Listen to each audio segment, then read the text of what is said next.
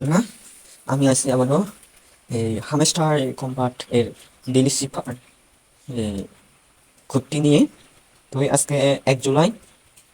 আজকের কোডটি হচ্ছে এই যে ডট মাইনাস ডট ডট প্রথমটা, তারপর হচ্ছে ডট, তারপরে হচ্ছে মাইনাস ডট ডট, তারপর মাইনাস মাইনাস ডট, এগেন তারপর ডট, তারপর হচ্ছে ডট মাইনাস ডট।